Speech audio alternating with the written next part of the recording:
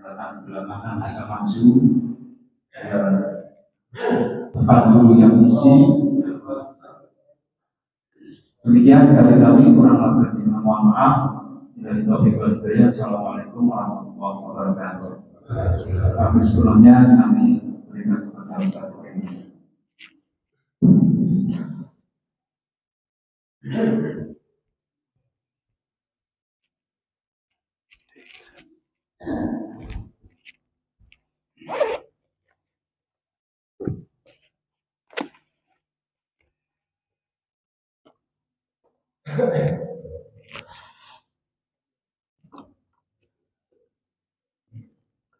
Baik, bismillahirrahmanirrahim. Assalamualaikum warahmatullahi wabarakatuh.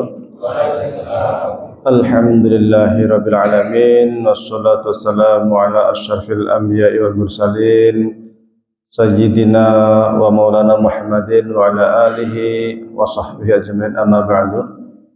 Jamaah sekalian yang kami hormati, puji syukur kehadirat Allah Subhanahu wa taala pada kesempatan kali ini kita bersama-sama ngaji bareng, mudah-mudahan mendapatkan barokah dari Allah Subhanahu wa taala. Salawat berserta salam semoga tetap tercurahkan kepada junjungan kita Nabi Agung Muhammad sallallahu alaihi wasallam. Jemaah sekalian yang kami hormati, sesungguhnya rencana untuk ngaji bersama sudah cukup lama ya. Dari pemuda sudah ke pondok 2 kali atau lebih mungkin ngobrol-ngobrol terkait ngaji bareng, namun baru bisa terlaksana hari ini. Mudah-mudahan bisa berlanjut. Kemarin saya sempat mikir-mikir kiranya materi apa yang bisa kita sampaikan, apakah kita akan ngaji kitab ataukah kita akan ngaji HPT. Tapi kemudian saya berpikir bahwa untuk sementara atau mungkin selanjutnya kita akan ngaji kitab HPT.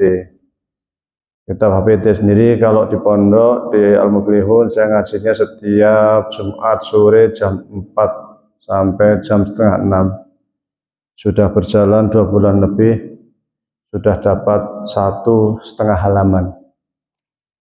Meskipun 1,5 jam tapi baru 1,5 halaman. Kita memang, saya kalau ngaji itu tidak memburu cepat selesai. Yang penting dapat ilmu pelan-pelan. Bahkan saya pernah ngaji dengan BCM Jepang, ngaji kitab Aqidatul Awam yang cuman 57 bait, selama 2,5 tahun hanya dapat separuh. Ya, nggak apa-apa, kita pelan-pelan. Kalau di Keranggan, saya ngaji kitab dengan menggunakan kitab Ayyuhal Walad karya Imam Al-Ghazali, 8 sekali. Kalau di Masjid Paraan, Al-Manar juga 8 sekali. Saya ngaji kitab hadis, Babul Hadis. Yang belum saya tentukan itu di Ngaterjo. Saya masih nyari-nyari kitab apa kiranya yang sesuai. Mereka juga minta 8 sekali. Nanti kan kita lihat. Kenapa kok kita ke HPT? Karena memang ada yang HPT.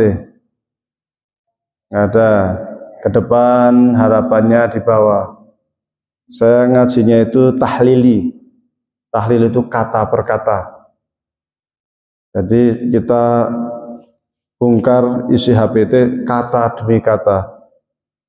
Kita mulai dari judul, dari sampul bukunya ini. Karena ini menjadi pegangan kita Jamaah Muhammadiyah. Banyak di bawah itu Jamaah Muhammadiyah yang tidak tahu HPT, banyak sekali. Banyak yang nggak punya buku ini. Kalau saya di rumah punya 3 saya sendiri. Waktu di Kairo beli, di sini ternyata saya kirimkan lewat kontainer kok nggak nyampe-nyampe, saya beli lagi. Kemudian pas saya lihat-lihat ternyata masih ada HPT waktu saya di Mu'alimin. Mu'alimin ternyata di rak lama ada, jadi ada 3. Waktu di Mu'alimin ada, di Kairo kan saya bawa. Karena pulang padahal ya jarak antara kedatangan ini yang dari Kairo itu ya kisaran 2 bulan, tapi sudah gak sabar saya, pengen cepat megang. sehingga aduh lama banget perasaan, maka segera saya beli untuk saya pegang lagi. Saya kalau pengajian baik di kerangka dimanapun, meskipun temanya itu bukan HPT, tetapi HPT selalu di tas saya, karena ini yang jadi pegangan kita Jamaah Muhammadiyah.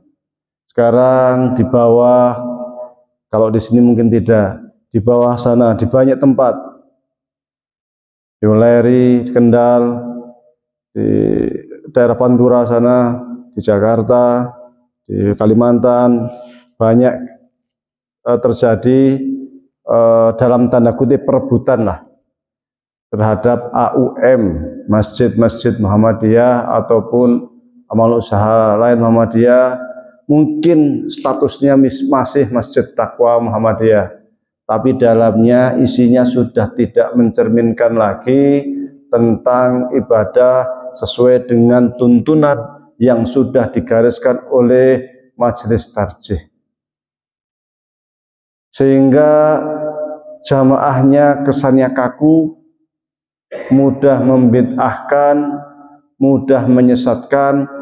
Padahal kalau kita lihat di HPT dan fatwa tarjih itu sangat jarang sekali mengatakan kata-kata bid'ah, karena kata bid'ah itu cukup berat, sehingga kalau memang tidak yang sudah pasti bid'ah tidak dikatakan bid'ah oleh fatwa tarjih maupun HPT. Dan kita sebagai jamaah yang mengikuti selama HPT ataupun fatwa tarjih ataupun produk-produk tarjih tidak membid'ahkan atau mensyirikkan atau menyesatkan, maka kita juga tidak membid'ahkan, menyesatkan atau mensyirikkan.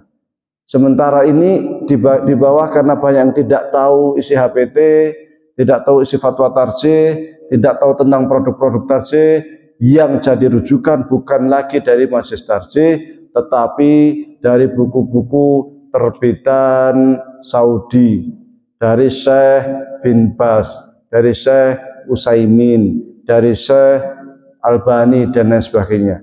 Apakah salah? Tidak salah. Tapi kita sebagai jamaah Muhammadiyah punya rujukan ini.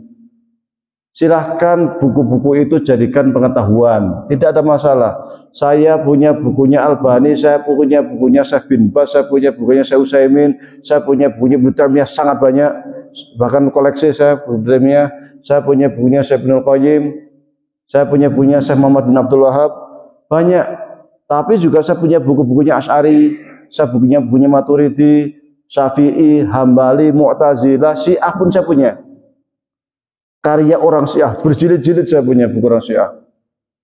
Maka kalau orang hanya melihat dari jajaran buku, kalau pas ngintip kok bukunya Syiah semua, wah dikira pengikut Syiah.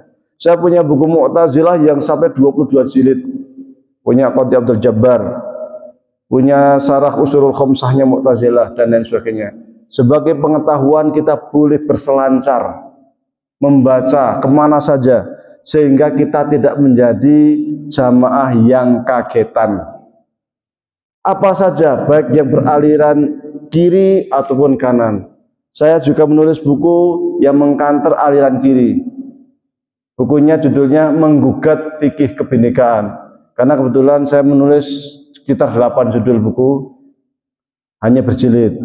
Yang fikih praktis 7 jilid, yang ini 3 jilid, Ahlul Sunnah, yang Maqasid Syariah 3 jilid, yang fikih usul fikih kontemporer 2 jilid, yang Istihad Semantik 1 jilid. Nah, jadi ada 8 judul yang kami tulis. Ada juga yang mengkanter terkait pemikiran pemerigian kiri atau liberal di Muhammadiyah, yaitu pemikiran Hamim Ilyas, anggota Majelis Tarjih, mohon maaf. Kemudian Amin Abdullah pernah juga menjadi ketua Majelis Tarjih, dan Muhammad Azhar juga anggota Majelis Tarjih. Tapi tidak masalah, itu dinamika. Itu namanya kita wacana. Pemikiran keislaman harus dikantar dengan pemikiran keislaman. Ketika kita mengkantar pemikiran, kita bukan berarti kita benci dengan orangnya. Kita hanya berbeda di dalam dari sisi pemikirannya. Saya termasuk yang tidak setuju ketika kita itu tidak sependapat dengan tokoh-tokoh tertentu kemudian membuat meme menjelek-jelekkan, itu kurang baik. Kalau tidak setuju silahkan tulis secara ilmiah, mengkantor secara ilmiah. Saya ada video mengkantor tentang pendapatnya Marzuki Istamar yang sekarang lagi viral, baru 1 bulan, kurang 1 bulan lah, ya, penontonnya sudah 81.000. Itu bisa dilihat di YouTube. Ya, saya kantor secara ilmiah, bukan kemudian menjelek-jelekkan Marzuki Istamar yang dia itu sering memojokkan Muhammadiyah. Karena memang belakangan juga kita sering diserang di media sosial, namun kita diam-diam saja, kita tidak menanggapi, mengkanter. Saya kurang paham kenapa Ustadz-Ustadz Muhammadiyah kok tidak suka ke media. Apakah saking tawaduknya atau karena gaptek dengan media? Padahal konon Muhammadiyah itu Islam berkemajuan, tapi mengaku sebagai Islam berkemajuan kok gagap media, baik di websitenya, baik di YouTube-nya, baik di Facebook-nya, baik di Instagram-nya, baik WhatsApp-nya, baik Telegram-nya, semua kita terbelakang. Ketika Anda mencari persoalan-persoalan keagamaan baik di YouTube ataupun di Google, maka persoalan keagamaan yang berasal dari Muhammadiyah itu dibontot, susah ketemunya. Yang muncul adalah dari orang lain atau kelompok lain. Padahal kita ngakunya Islam berkemajuan. Jadi kemajuannya itu perlu didorong lagi. Kita sudah dari sisi media sudah kalah jauh dengan yang lain. Ketika ada media itu kebanyakan hanya menyiarkan tentang aktivitas AUM atau kegiatan AUM, sehingga isinya berita dari kita untuk kita saja, sehingga orang lain tidak bisa menikmati. Orang lain, ngapain itu berita tentang Persyarikatan Muhammadiyah, tentang gerakan, nggak butuh, ya kan? Ya, kita yang menjalanin, kita yang buat berita, kita yang baca pada akhirnya. Padahal sekiranya kita itu menulis tentang pemikiran-pemikiran keislaman, tentang fikih-fikih Islam yang sifatnya itu praktis, yang dibutuhkan orang banyak, maka yang menikmati bukan saja orang Muhammadiyah, tetapi juga umat Islam secara umum. Saya punya di program Play Store, bisa di-download, tanya jawab agama. Itu yang tanya dari mana-mana, bukan hanya dari Indonesia, bahkan WNI yang ada di Malaysia, orang Malaysia sendiri, orang Singapura sendiri, karena di sana banyak Melayu. Kemudian dari Amerika, dari Australia, dari mana-mana yang tanya. Kenapa? Karena berbicara terkait kebutuhan umat Islam secara umum. Tapi kalau website Muhammadiyah isinya cuma berita persyarikatan, maka yang menulis kita, yang mengupload kita, yang membaca juga kita, manfaatnya kurang banyak.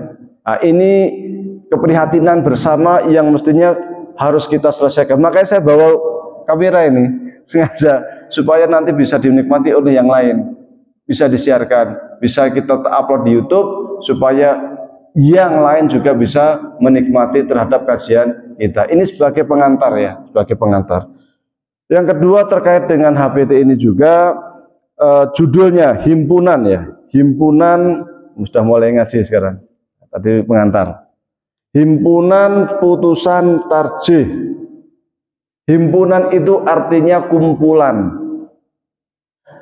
Berarti di sini isinya kumpulan. Putusan di Muhammadiyah itu hierarkinya ada 3. Putusan, fatwa, wacana. Nah, seperti ini. Paling tinggi putusan. Nomor 2 fatwa. Nomor 3 wacana. Fatwa ini, putusan ini berasal dari musyawarah nasional Majelis Tarjih nasional. Jadi yang datang dari seluruh Indonesia, dari utusan-utusan wilayah atau mungkin daerah. itu sifatnya nasional. Sehingga ketika sudah menjadi keputusan secara nasional, itu nanti akan terjadi dialog yang luar biasa. Para ulama Muhammadiyah di sana akan berkumpul. Biasanya persoalan-persoalan yang memang sangat urgent yang diangkat di dalam musyawarah nasional tarjih ini. Musyawarah perdana kalau kita lihat di dalam HPT itu dilaksanakan pada tahun 1929 mulai 30 Januari sampai 5 Februari yang bertempat di Solo, yang diputuskan terkait dengan persoalan bab iman. Ini namanya putusan. Bawahnya putusan adalah fatwa. Ini ada 8 jilid. Kemarin sudah beredar di WhatsApp PDF-nya. Meskipun ada yang mengatakan itu bukan dari Majelis Tarjih yang mem-PDF-kan, tapi dari jamaah entah siapa. Nah, itu sudah banyak beredar terkait dengan PDF-nya. Tapi beli langsung di Suara Muhammadiyah. Dijual di sana, bisa juga lewat Shopee. Ini juga saya beli di Shopee. Ini kalau tanya jawab agama ini, dia yang membuat fatwa bukan ini, bukan musyawarah nasional, tapi tim dari Majelis Tarjih, tim fatwa Majelis Tarjih.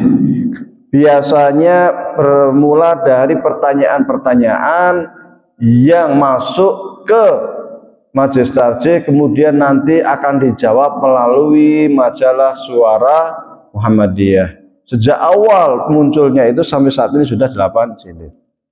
Meskipun sesungguhnya kalau sekiranya fatwa-fatwa itu kita harus menunggu sampai 2 minggu, ya kan 2 minggu, nah, itu cukup lama sesungguhnya. Karena kalau kita, ya bagus, dengan di Suara Muhammadiyah sangat bagus. Tetapi kalau kita hendak mengikuti perkembangan zaman, sesungguhnya itu sudah terlambat.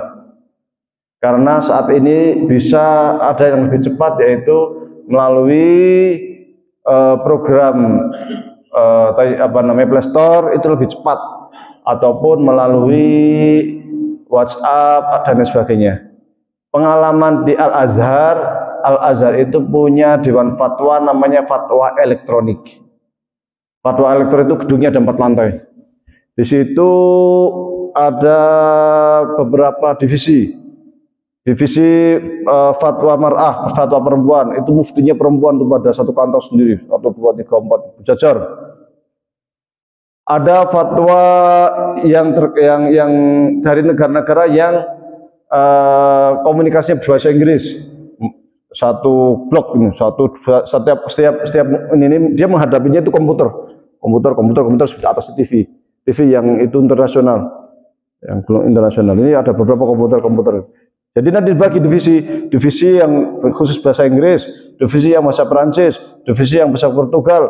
Itu ada 16 atau 17 bahasa internasional. Jadi muftinya itu memang bisa bahasa Inggris, khusus bahasa Inggris. Yang bahasa Perancis, bahasa Perancis. Yang Portugal, yang Itali, seperti itu. Nah, pertanyaan-pertanyaan itu akan muncul dari berbagai negara. Nah, mereka akan langsung jawab sesuai dengan divisinya. Jadi akan pertanyaan masuk. Nanti kalau dia bertanya itu muncul dari orang yang berbahasa Portugal, langsung dilingkan ke mufti yang berbahasa Portugal. Jadi fatwa agama itu dikelola secara profesional. Dan para mufti ini yang mereka ngantor setiap hari dari pagi pulang sore, ini statusnya PNS. Digaji.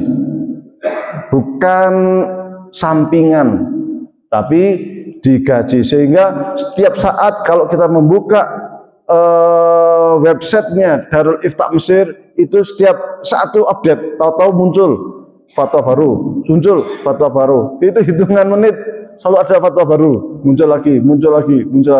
Itu bisa di-download. Yang berbahasa Arab saja itu pertanyaan sering muncul. Itu luar biasa. Jadi cepat sekali, bukan menunggu 2 bulan sekali atau sebulan 2 kali, cepat sekali. Dan itu sehari itu bisa sekian pertanyaan, 1 hari bisa sekian pertanyaan. Karena memang kebutuhan orang saat ini sangat untuk terkait dengan fatwa ini sangat mendesak lah. Tidak nunggu lama-lama. Zaman sekarang itu zaman instan. zaman cepat, maka mestinya di dalam fatwa pun kita butuh yang instan.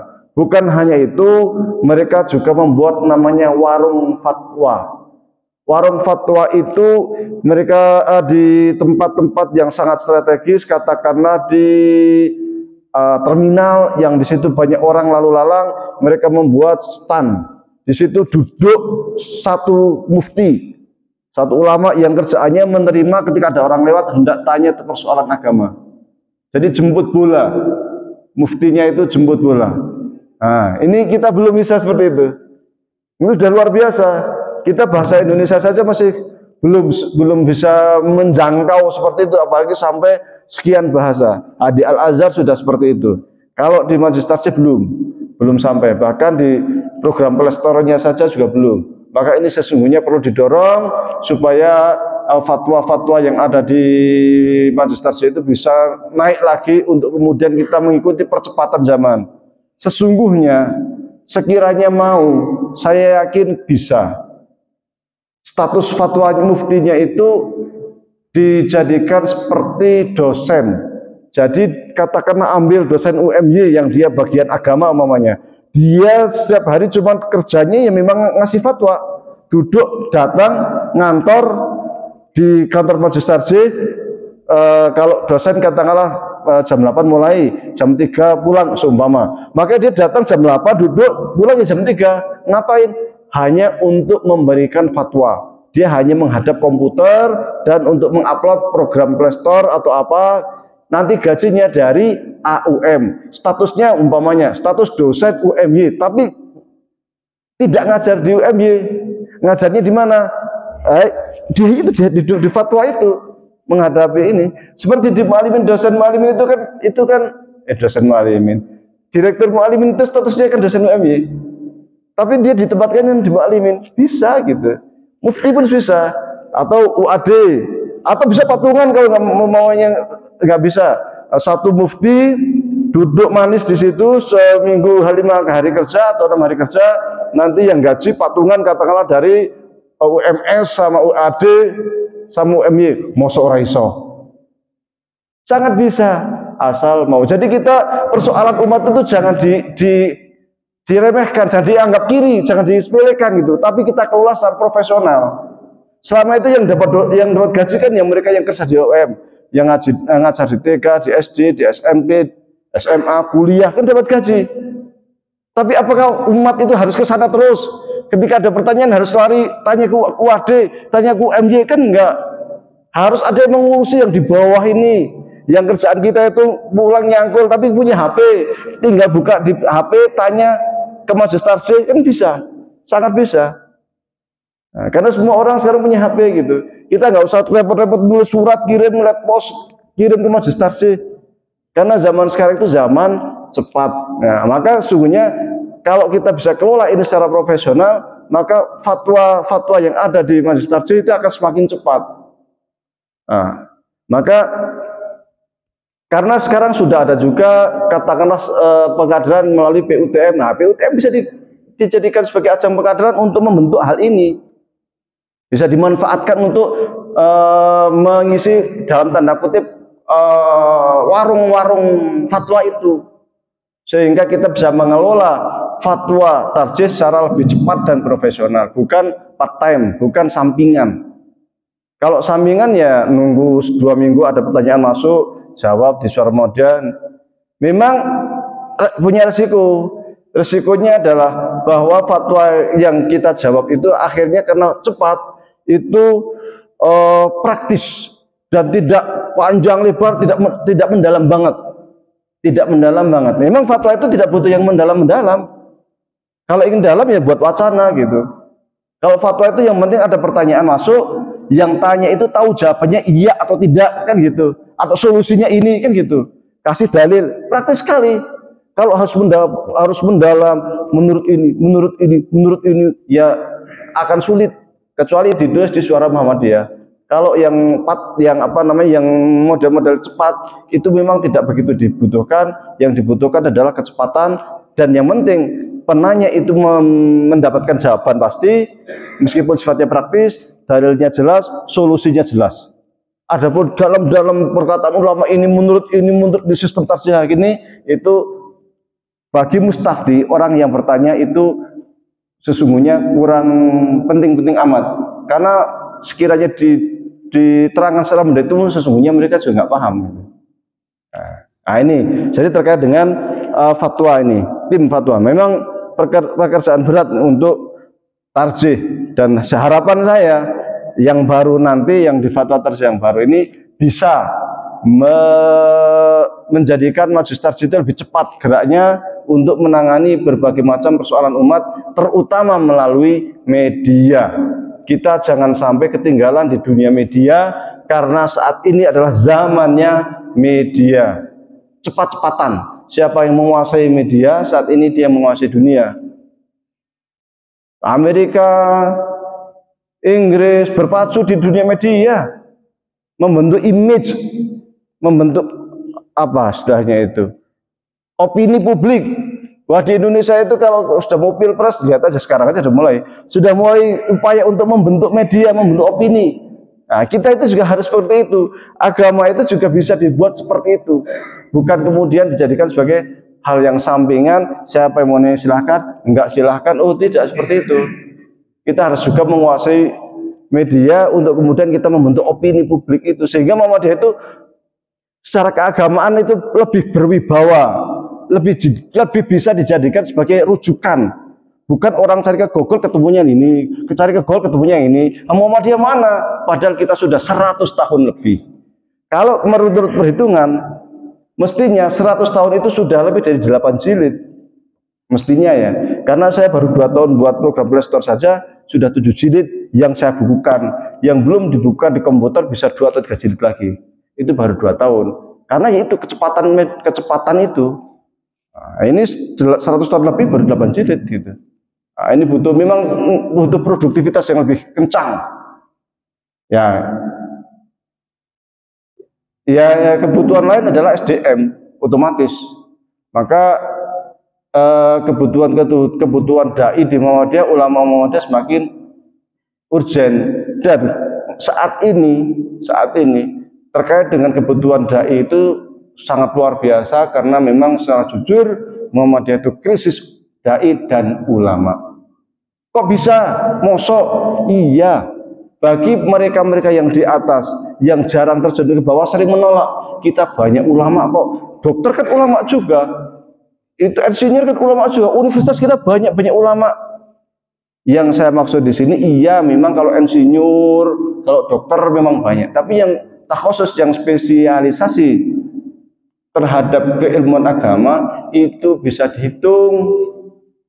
Kita di Temanggung saja, kalau ceramah Ahad pagi itu sampai kurang ustadznya, sampai nyari ustadz sana kemari, itu baru nyari dai lu, belum nyari ulama, karena tingkatan dai itu lebih rendah dibanding tingkatan ulama. Dai itu yang penting punya 1, 2, 3 hadis, bisa menyampaikan secara baik jadi. Tapi ulama itu harus orang yang memang mapan terhadap suatu keilmuan tertentu. Ulama tafsir ya memang pakar tafsir, ulama hadis ya pakar hadis. Sekarang kita mencari 1 orang saja yang menafsirkan Al-Quran dari alif lam, dari Al-Fatihah sampai alif lam mim di Muhammadiyah, nggak ada. Setelah Buya Hamka meninggal, yang pakar hadis, yang sudah meneliti hadis tumbuhan, siapa? Sulit. Yang pakar ulumul Quran, usul fikih perbandingan, siapa? Sampai kita itu yang di bawah bingung, ulama Muhammadiyah itu endi yo? Sampai bingung kita ketika ditanya ulama salafi, oh banyak. Syekh Basamalah, Syekh ini, banyak kita bisa menyebutkan gitu. Padahal kita bukan orang Muhammadiyah, tapi kita bisa menyebutkan, hafal kita. Ulama NU, oh, Gus ini, paham? Coba sebutkan ulama Muhammadiyah, bingung sama Muhammadiyah. Itu real sekali.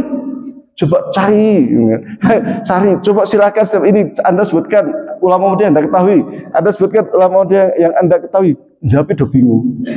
Kok iso? Ini menunjukkan bahwa kita itu krisis. Setiap Ahad pagi bingung nyari ustadz, besok ceramahnya siapa? Ketika kita izin, siapa pernah izin di mana ya? malam itu nyari pengganti susahnya minta ampun. Padahal saya agak masuk angin sampai akhirnya pagi saya berangkat juga gitu, karena nggak tega, karena nggak ada penggantinya. Segitunya gitu. Nah, maka memang perlu muncul kawah-kawah condro di muka untuk kemudian dijadikan sebagai sarana penggodokan para dai untuk membentuk para mufti-mufti yang nanti akan duduk di majelis tarjih, atau setidaknya nggak harus jadi duduk di sana. Duduk di majelis itu tidak penting. Yang terpenting itu bisa ngopeni umat, ngopeni ranting, itu yang paling penting. Karena ranting itu sesungguhnya nafas Muhammadiyah. Universitas, rumah sakit, apa macam-macam itu munculnya dari ranting cabang, bukan dari PP. Nah, maka perlu kiranya kemudian membentuk lembaga pesantren untuk kemudian dijadikan sarana supaya krisis-krisis dai dan ulama di Muhammadiyah ini bisa tertanggulangi. Sekarang alhamdulillah ada 442 pesantren dan perkembangan meningkat terus. Ini perlu kita syukuri. Hanya yang menjadi persoalan, tidak semua pesantren Muhammadiyah itu untuk kaderisasi ulama. Aneh kan? Saya beberapa kali keliling pesantren dan saya ikut di grup itmam pesantren, tetapi ternyata di situ tuh SMK, boarding school ada SMK, ada SMA. Tak tanya kitab apa yang diajarkan, kita pakai bahasa Indonesia semua kecuali bahasa Arab. Loh, pesantren kok pakai bahasa Indonesia semua selain bahasa Arab, terus kira-kira bisa mulai nahwu, shoroh, balaghah, batik, bayan, ma'ani itu? Ya nggak bisa. Kalau memang ingin jadi ulama ya memang harus kitabnya berbahasa dan ngaji tumpuk gitu. Resiko. Tapi tidak semua, saya ngomong lagi, tidak semua memang pesantren Muhammadiyah itu disetting untuk kaderisasi ulama. Ada sebagian pesantren itu yang memang dia itu untuk apa? Orang bisa agama, bisa umum, bisa ilmu-ilmu eksakta, tetapi juga menguasai agama. Meskipun nanti hasilnya macam-macam. Ada yang bisa dua-duanya, ada yang mogol, dan kebanyakan mogol. Nggak menguasai agama, nggak menguasai umum. Kayak itu. Nah, yang seperti ini sesungguhnya ya tergantung. Kalau bisa bagus, kalau enggak ya enggak. Ada yang memang konsentrasi kepada sains kayak trend sains, ya kan? Itu memang konsentrasi untuk membentuk ulama-ulama yang pakar di bidang sains dan hasilnya luar biasa. Kita butuh memang yang konsentrasi ke agama itu. Sebenarnya kalau kita mau bagi tugas untuk kedokteran, untuk kemudian menjadi insinyur, untuk menjadi pakar-pakar fisika, kimia, sudah banyak SMA Muhammadiyah. Itu sudah sangat banyak jumlahnya. Pesantren konsentrasilah yang pesantren itu untuk ngaji, untuk kaderisasi dai dan ulama. Mestinya kan kayak gitu. Supaya bagi tugas, tapi ternyata ya nanti nggak ada santri karena persoalannya orang kan pengennya dapat santri, dapat apa kan macam-macam seperti itu. Karena ya orang mau jamaah Muhammadiyah yang dari kalangan bawah pun masih, kalau untuk pesantren pure murni juga hanya tafakuh fiddin ya masih ragu-ragu juga gitu. Jadi yang persoalan bukan pesantrennya kadang, tapi juga jamaahnya. Akhirnya pesantren menyesuaikan diri. Nah ini yang menjadi, ini pun pendala umum, itu umum semuanya, rata-rata banyak. Jadi jarang pesantren Muhammadiyah yang pure pesantren. Kalau di NU itu yang namanya pesantren itu ngaji kitab, sehingga ketika keluar itu banyak mereka bahasa Arab itu mereka udah biasa gitu. Berbicara, komunikasi, menulis kitab berbahasa Arab itu hal yang sangat lumrah. Banyak kiai mereka yang menulis kitab yang sampai dicetak di Mesir, sampai dicetak di Suriah, itu banyak. Nah, kita ini sangat jarang. Yang orang Muhammadiyah, kiai Muhammadiyah ngarang kita berbahasa Arab cetak di Mesir, sangat jarang. Kalau tidak mengatakan tidak ada. Nah, ini kita jujur-jujuran seperti itu. Maka ya ini yang perlu digenjot sebenarnya. Yang perlu digenjot, yang mengira itu masih problem kita bersama, yang masalah kita bersama, untuk kemudian mampu memberikan jawaban terhadap persoalan umat, sehingga juga perlu butuh SDM. SDM itu juga yang nanti akan mengawal fatwa tarjih ini bisa ada. Jadi fatwa tarjih ini kalau nggak dikawal kan juga persoalan. Ini sangat bagus, HPT ini sangat bagus. Produk tarjih itu sangat bagus. Masalahnya siapa yang bisa membumikan ini? Siapa yang bisa menyampaikan putusan, menyampaikan fatwa ke bawah ini siapa? Ini kan jadi persoalan. Sehingga ketika jamaah akar rumput tidak mengetahui tentang HPT, tentang fatwa tarsih, itu jamaah tidak bisa disalahkan. Kenapa? Ya karena memang kita nggak ada yang bisa menyampaikan ini. Ini kan jadi persoalan gitu. Nah, maka tugasnya sesungguhnya berat, majelis tarsih itu sangat berat. Butuh apa? Mereka yang bisa menggawangi dan mestinya juga kerjasama mungkin dengan universitas yang sudah mapan, yang sudah ada, untuk kemudian ya sekiranya ada jurusan PAI seumpama ada KKN-nya ya diterjunkan ke bawah, ke kampung-kampung yang situ basic Muhammadiyah untuk membumikan HPT, untuk membumikan fatwa tarsih. Itu kalau mereka yang di program PAI-nya juga menguasai. Persoalannya yang di program yang mahasiswa yang di PAI juga kadang nggak bisa bahasa Arab juga, agamanya juga. Pelajarannya sih bagus ininya, diktatnya. Tapi mereka-merekanya kadang dari SMA, dari apa. Jadi banyak persoalan memang. Persoalan itu kadang kayak benang kusut putar-putar gitu, yang harus kita selesaikan. Nah, ini apa fatwa ya. Kemudian yang ketiga wacana. Saya dijatah sampai jam berapa?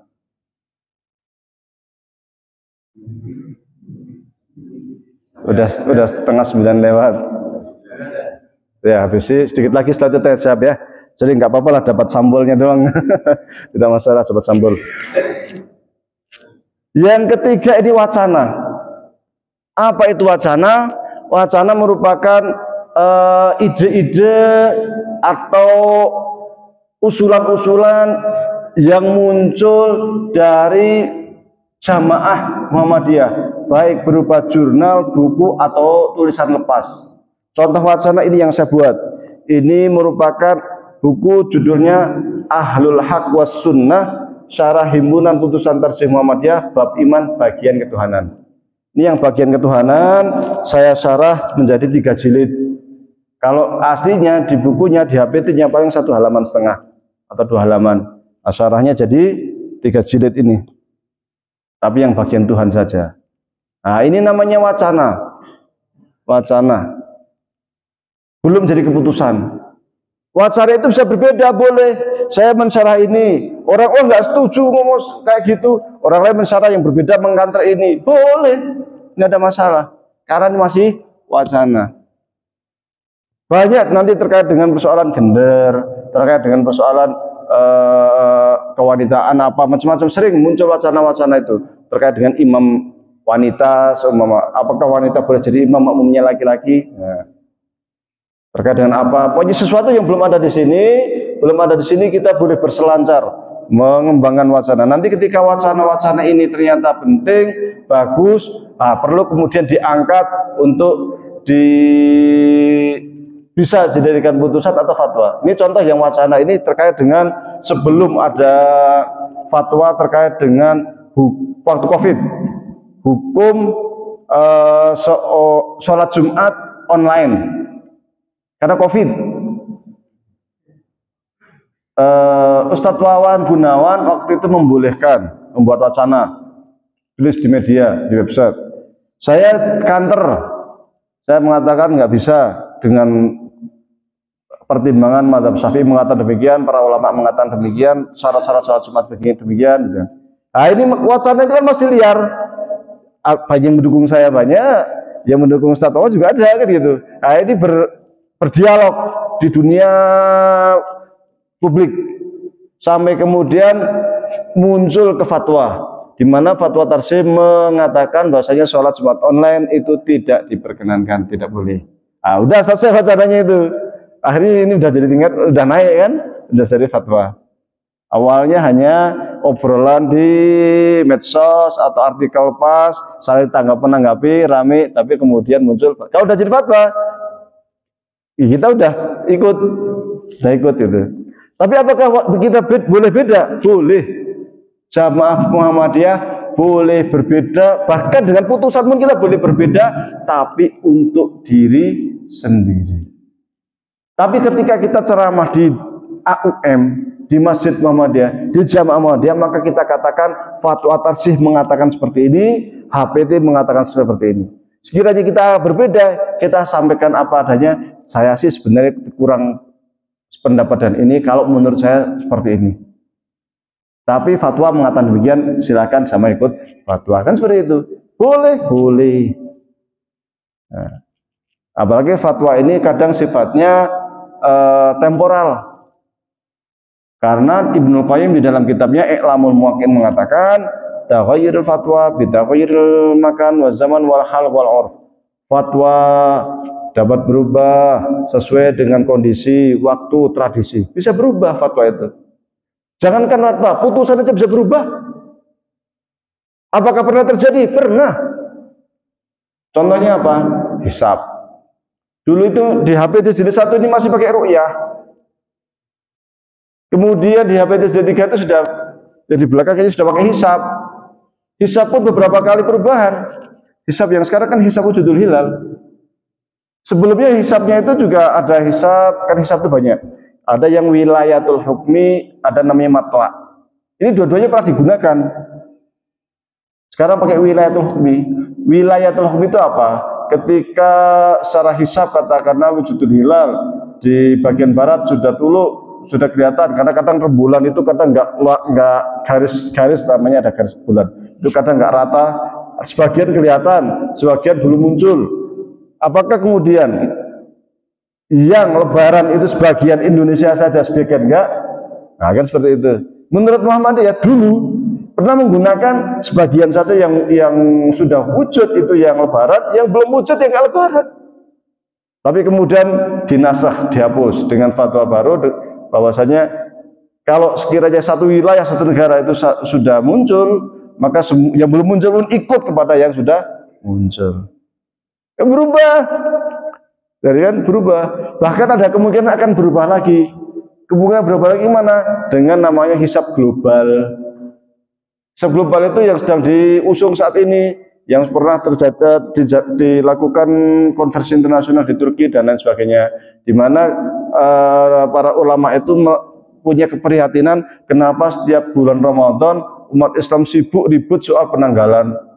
Masa gara-gara tanggalan untuk rampung-rampung. Orang Kristen itu ya 1 Desember di mana-mana ya sama, 1 Januari ya di mana-mana kan sama. Tanggalan Masehi kan seperti itu. Kita masih ribut aja gitu.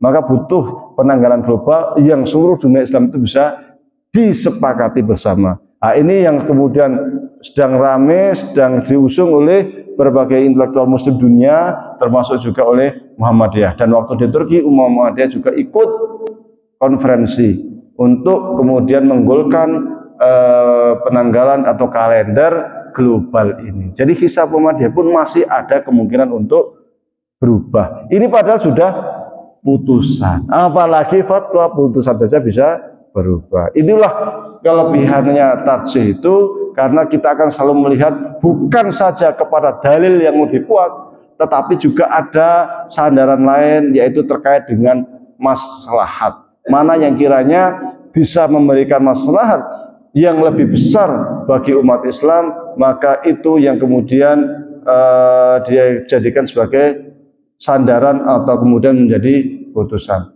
Masih ada waktu kisaran 15 menit untuk tanya jawab, meskipun baru dapat sampul buku, lumayan nanti ke depan kami harapkan yang punya HPT untuk membawa HPT. Sekali lagi saya sampaikan, ngajinya sifatnya tahlili, kata per kata.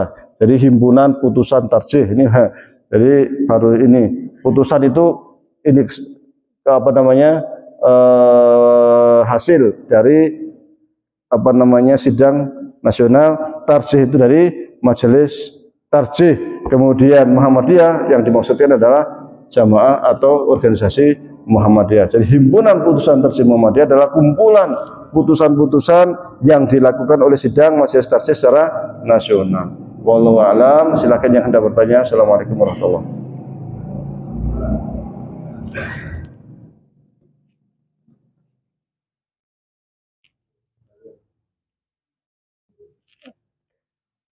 Kalau nggak ada yang tanya udah.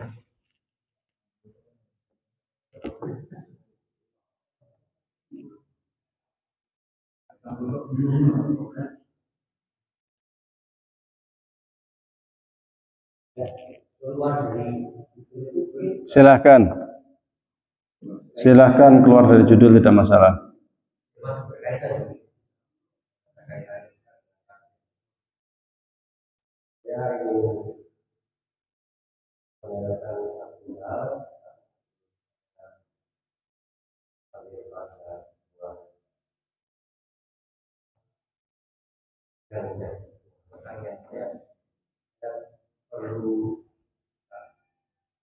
Perlu ya. Kemarin saya sempat kita sama saya ini Pak ini.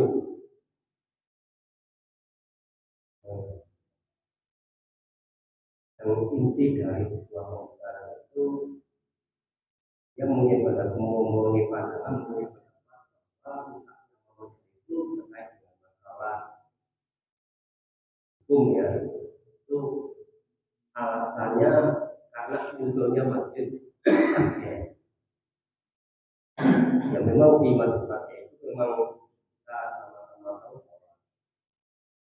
keberadaannya kan itu sebelum awal-awal ya jabat belanda belum ada atau yang namanya muncul. Kenapa mereka dia mengatakan bahwa artinya memakai itu banyak di apa namanya ditentukan oleh munculnya masjid Aceh. Dia punya pendapat bahwa dulu ya Haji Ahmad Dahlan itu hanya takbiran. Kenapa sekarang kok menjadi hal yang hangat format jadi kok orang koyok ini koyok itu apa namanya tetangga sebelah kami takbiran. Sekarang hari ini jadi benar-benar tidak takbiran. Ya dengan alasan seperti itu maka kemudian melakukan yang merusak itu justru malah masjid dan yang untuk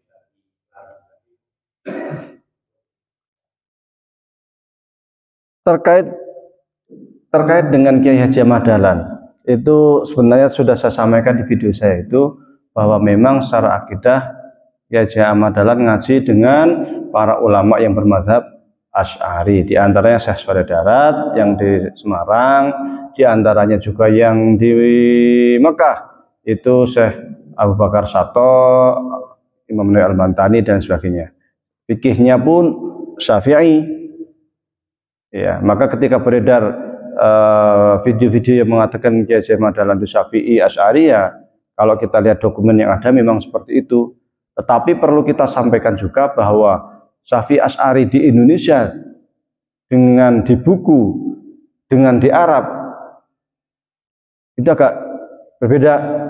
Kalau yang kita, saya orang di Mesir ya, itu ya di sana ya Syafi'i Asy'ari, tapi setelah sholat itu katakanlah tidak ada dzikir jamaah, antara adzan iqamah tidak ada sholawatan. Syafi'i Asy'ari gitu. Tidak ada tahlilan, tidak ada kalau hamil 7 hari lagi, hamil 7 bulan ada tingkepan seumpamanya kan. Kemudian kalau sholat taraweh 11 rakaat, kalau sholat Jumat adzannya sekali, subuh kadang kunut kadang enggak. Sehingga saya pernah punya tulisan di almuflihun.com, ini madzhab Asy'ari Syafi'i tapi ibadahnya kok mirip Muhammadiyah. Itu juga sama yang di Saudi, yang di negara Teluk gitu. Saya ketika Kiai Haji Ahmad Dahlan itu Syafi'i kok enggak tahlilan, saya belum pernah melihat riwayat yang Syekh Ahmad Dahlan itu tahlilan. Karena kalau riwayat dari muridnya yang Syekh siapa namanya? Siapa nama lengkapnya? Kiai Suja ya, itu tidak melakukan itu. Di kalangan Syafi'i memang kalau di kitab-kitab Syafi'i nggak ada, coba dibuka Syafi'i ya. Apa ada nggak di buku Syafi'i ya, di Takrib atau Iqna atau Mughni Muhtaj atau Majmu' atau Salah Takrib atau I'anah. Ya kan, karena itu hal lain gitu.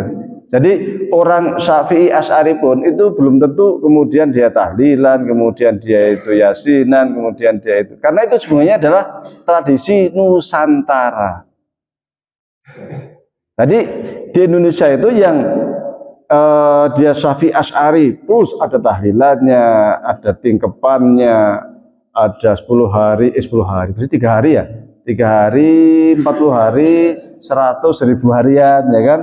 Dan lain sebagainya. Itu adalah Syafi'i Asy'ari Sufi plus Nusantara. Maka sangat benar ketika mereka mengklaim sebagai Islam Nusantara. Benar.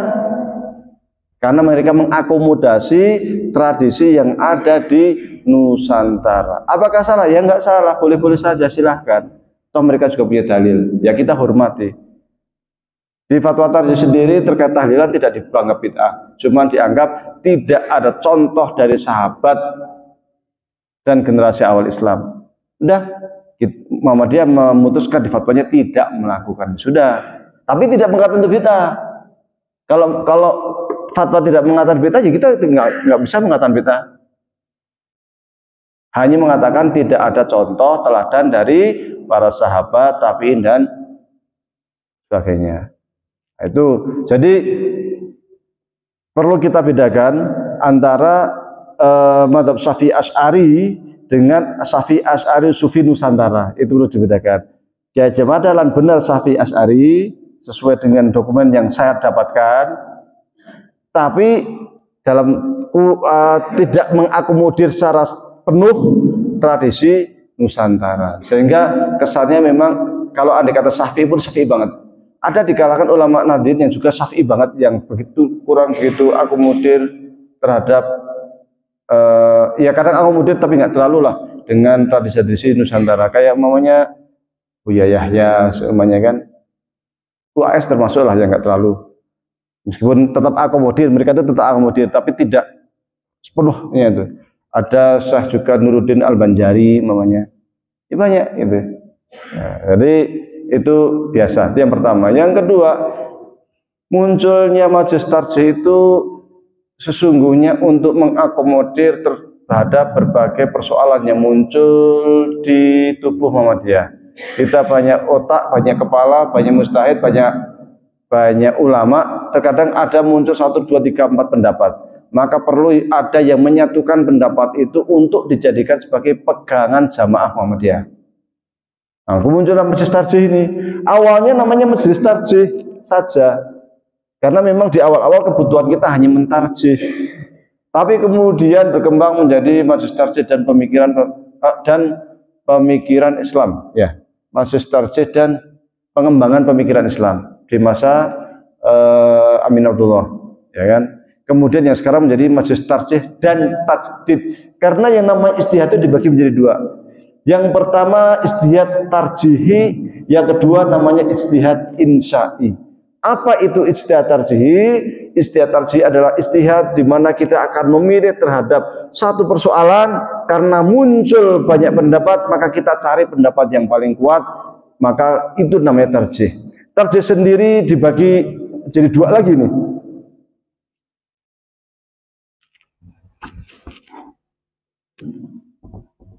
Dalil, mazhab.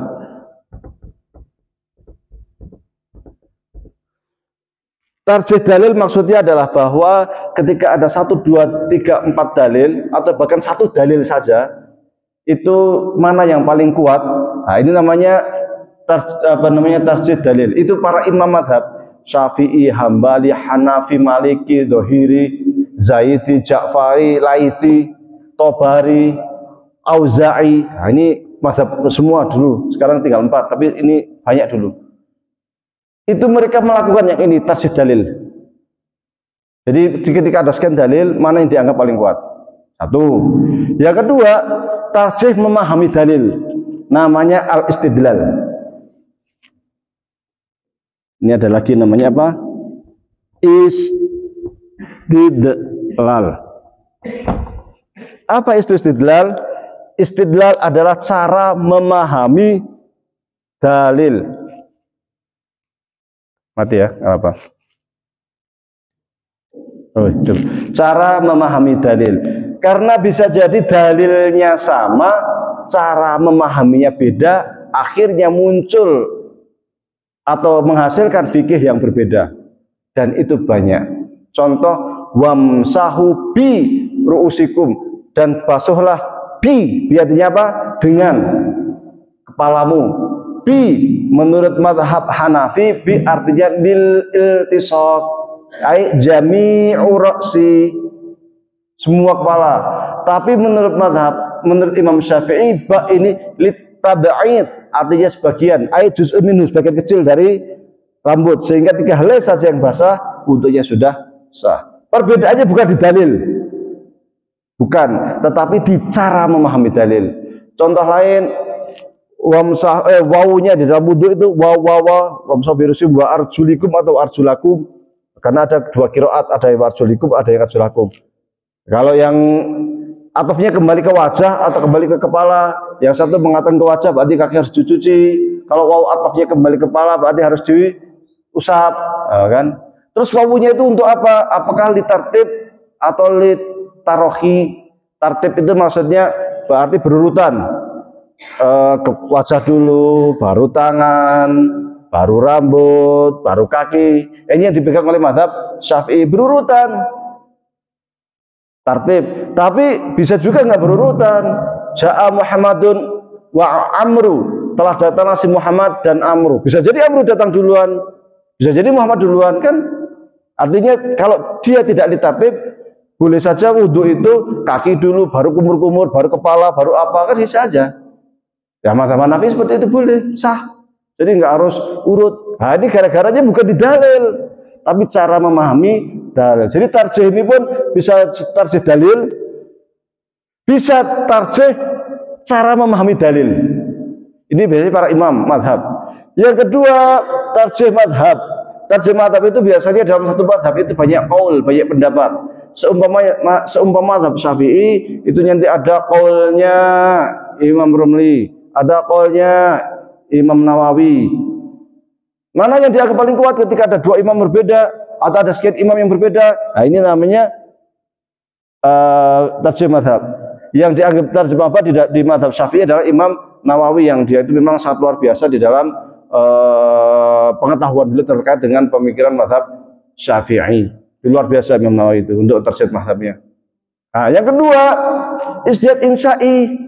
Ini tidak terkait dengan pilih memilih. Ini kan tadi memilih, baik memilih dalil, baik memilih cara mengambil dalil, cara memahami dalil, ataupun memilih pendapat salah satu qaul dari satu madhab.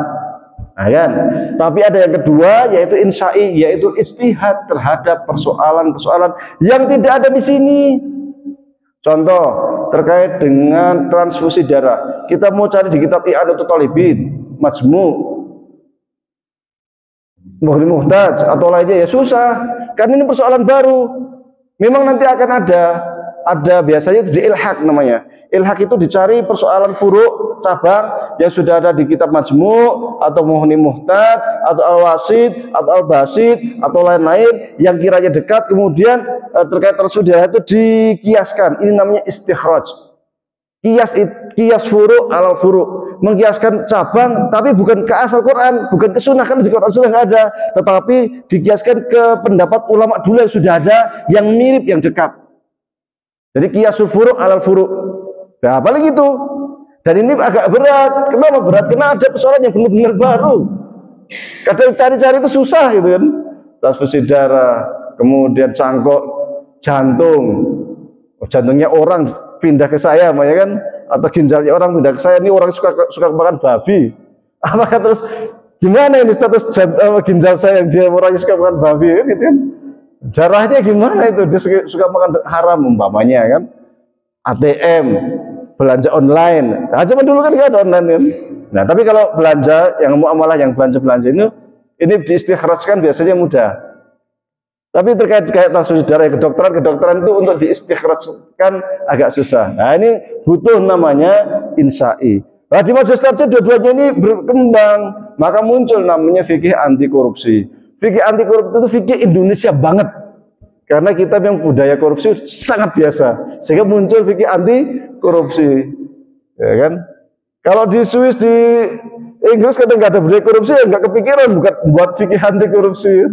Nah, kemudian fikih agraria, fikih air, ya kan? Ini adalah fikih air itu bukan terkait dengan cara toharoh, cara bersuci itu bukan, tapi pengelolaan sumber daya air. Nah, ini kan fikih hal-hal yang baru yang memang belum ada di kitab kuning.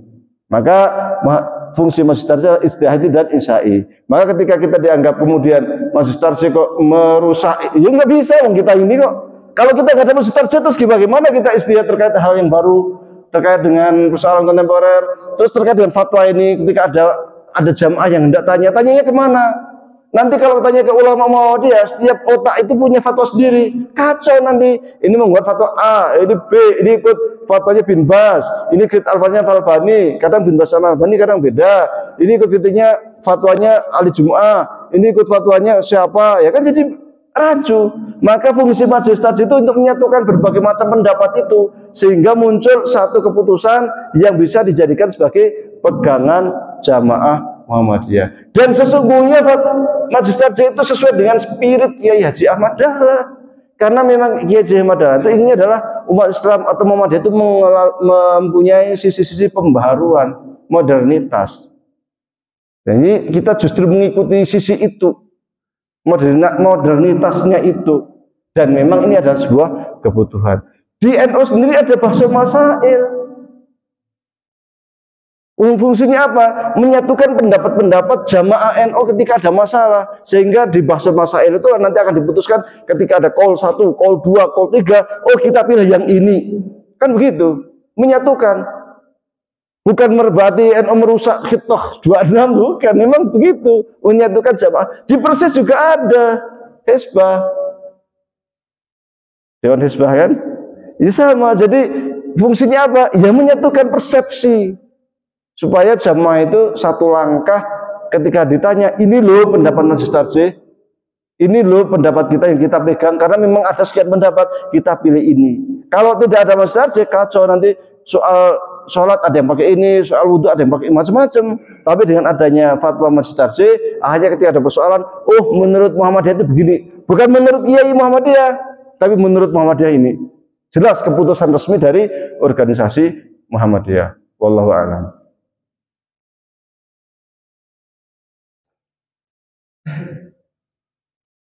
Ada lagi sebelum saya tutup? Baik, apakah penyampaiannya terlalu cepat atau tidak?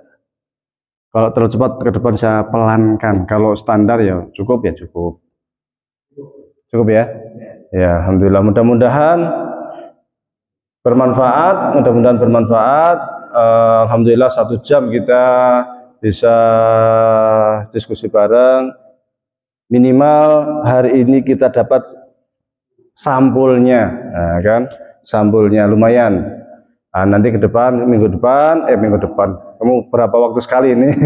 Nanti ke depan, mudah-mudahan nanti kita bisa masuk ke bab 1 terkait dengan muqaddimah. Ini muqaddimah saya pernah ngisi di Keranggan itu. Muqaddimah dan bismillah itu 1,5 jam. Muqaddimah dan bismillah saja. Oke, kurang lebihnya mohon maaf. Wabillahi taufiq wal hidayah. Assalamualaikum warahmatullahi wabarakatuh.